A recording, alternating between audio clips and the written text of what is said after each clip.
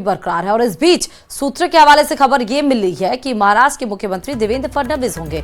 उनके नाम पर बीजेपी आलाकमान ने मुहर लगा दी है। महायुति अभी तक अपना मुख्यमंत्री के नाम की आधिकारिक घोषणा नहीं की हो, लेकिन बीजेपी ने महाराष्ट्र के लिए पर्यवेक्षकों का ऐलान कर दिया है।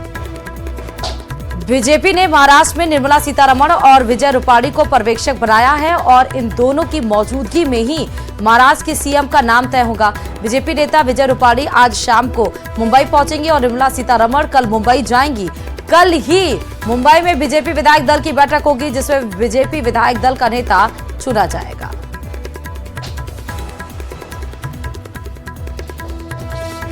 तो आपको ये बड़ी खबर इस वक्त ही बता रहे हैं, महाराष्ट्र से जुड़ी हुई बड़ी खबर, महाराष्ट्र की सियासत से दरअसल जुड़ी हुई बड़ी खबर।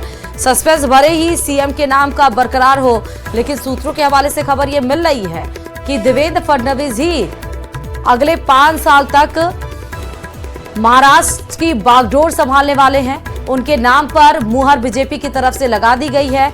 विजय रूपाणी और साथ ही निर्मला सीतारमण को ऑब्जर्वर के तौर पर नियुक्त किया गया है।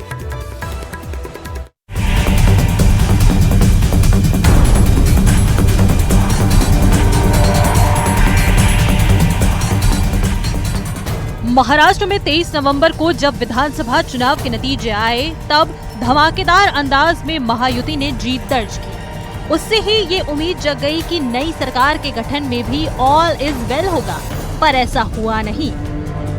अब जबकि नई सरकार की ताजपोशी की तारीख तय हो गई है, लेकिन सीएम के चेहरे पर सस्पेंस बना हुआ है।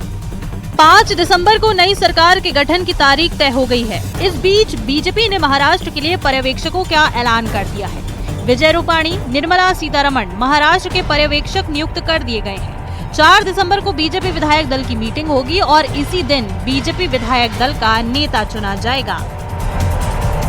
महाराष्ट्र में पार्टी के नेता चुनने की जो प्रक्रिया है, वहाँ एज ए ऑब्जर्वर हम दोनों जा रहे हैं। सबको मिलेंगे और फिर पूरा हाईकमांड को बताएंगे और फिर हाईकमांड जो कहेगी उससे हम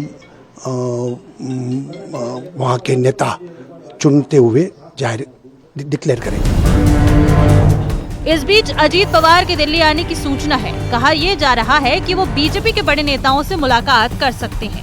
इस बीच ये भी कहा जा रहा है कि महाराष्ट्र में बीजेपी विधायक दल की बैठक के बाद सीएम का चेहरा भी साफ हो जाएगा। और ये सब वरिष्ठ नेताओं की, शिंदे साहब है, फडणवीस साहब है, अजीत दादा है, इनकी बैठक जरूर होगी, ऐसा मेरा अंदाज है। और बैठक के बाद ये जो कन्फ्यूजन है विभागों के बारे में, मंत्री पदों के बारे में, कितने आ रहे कितने जा रहे, इस सब बारे में उनकी डिस्कशन होगी। महाराष्ट्र विधानसभा चुनाव में महायुति गठबंधन को 236 सीटों पर जीत मिली है। सबसे अधिक 132 सीटों पर बीजेपी, 51 सीटों पर शिवसेना और 46 सीटों पर अजीत पवार की राष्ट्रवादी कांग्रेस पार्टी ने जीत हासिल की है। ऐसे में उम्मीद है कि गठबंधन के आला नेताओं को मंत्री पद मिलेगा। Bureau report, news 18।